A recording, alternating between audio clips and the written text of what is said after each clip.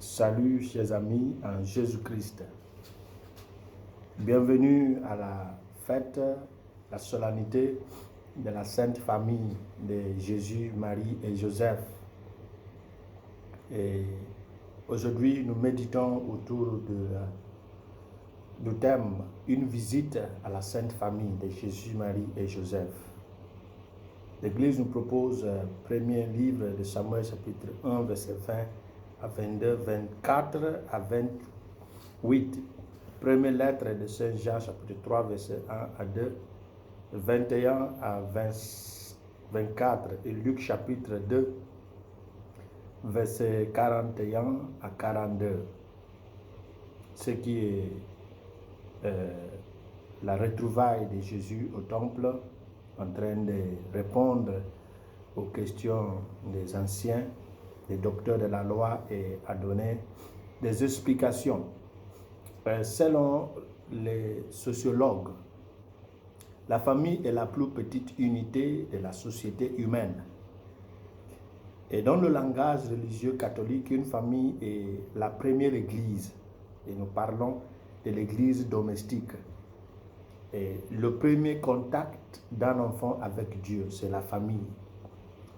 Alors, permettez-moi d'affirmer que la doctrine de cette église domestique, sa façon d'être, son état de vie morale, détermine la manière dont l'enfant voit et agit dans la grande société. Une famille est sainte non parce qu'elle n'a pas de fautes, ni parce qu'il n'y a pas de malentendus parmi ses membres, ni parce qu'il n'y a pas de jour de regret si j'avais su, si je savais, ni parce qu'il n'y a pas de jour de manque de l'essentiel. Mais une famille est plutôt sainte parce qu'elle permet à Dieu de traverser ces situations essentielles. Une famille réussit activement non par des progrès matériel, mais à la mesure de son influence, à la mesure de l'influence qu'elle a sur son environnement immédiat. À mon avis, c'est la famille qui est en progrès. C'est la famille qui a Dieu dedans. Jésus représente sa conviction familiale. Avant de faire partie de la famille humaine de Marie et de Joseph, Jésus avait toujours sa place dans la Sainte Trinité, du Père, Fils et l'Esprit Saint. Et c'est pourquoi, dans toutes ses activités pastorales, il s'efforce de représenter les principes de cette famille. Il s'agit de faire avancer le royaume de Dieu qu'il est venu inaugurer. Et dans l'évangile d'aujourd'hui, on a plutôt trouvé Jésus au temple parmi les docteurs de la loi, en instruisant et en clarifiant les affaires concernant les valeurs du royaume. Et nos deux lectures, notre évangile, même la deuxième lecture, nous propose Jésus et Samuel à propos du ministère du temple. Tandis que Anna, la mère de Samuel, l'a consacré à Dieu pour le ministère du temple. Les parents de Jésus se demandèrent dans un premier temps son implication dans le ministère du temple. Qu'est-ce qu'il est parti faire là-bas? Lorsque Dieu a inspiré Anna, il a entraîné Samuel dans une obéissance indiscutable. De la même manière, les parents de Jésus qui avaient dit oui par le fiat de Marie au plan divin de salut devaient être entraînés dans une soumission totale par rapport au ministère de Jésus. Et dans le cas de Jésus, nous imaginons une petite atmosphère de tension dans la famille lorsque un enfant exprime son aspiration à répondre à une vocation ou à une profession qui ne correspondent pas au plan de ses parents. Il y a cette tension. Même s'il n'y a pas d'imposition, on sent une tension. Jésus nous dit que la réaction d'obéissance apporte certainement la croissance en sagesse, en faveur de Dieu et de l'homme. La parole de Dieu a été permise d'occuper une position de premier plan dans la famille d'Anna. et de Marie.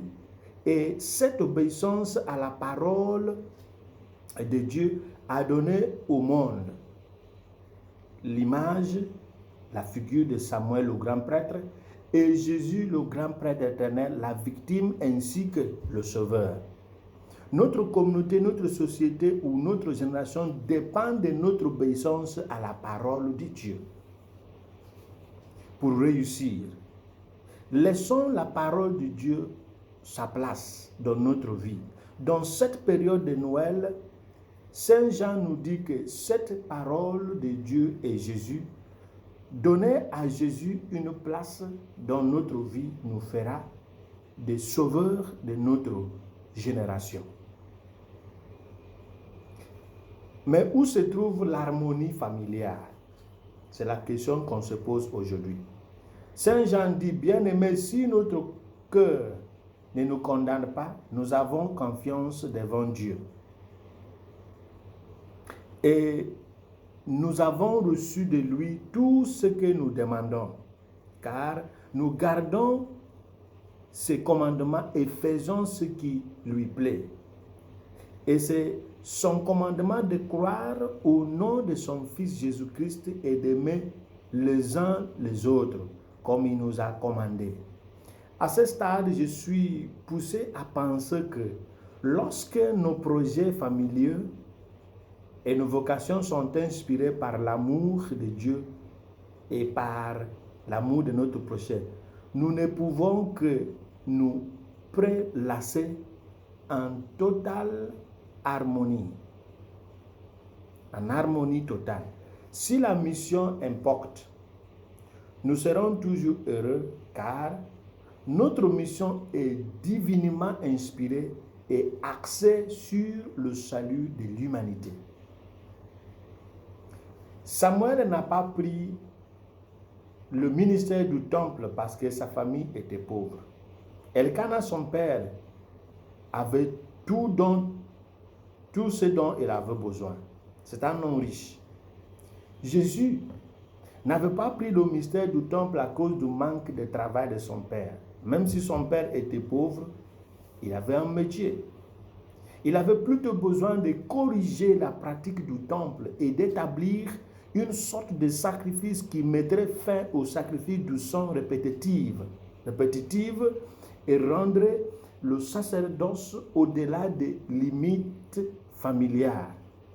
Et c'est pourquoi l'Église nous présente l'image de Jésus et de Samuel pour bien visionner l'activité et la vie missionnaire. Ceux qui s'engagent, non pas parce qu'ils n'avaient pas d'autres choses à faire, mais parce qu'ils sont venus pour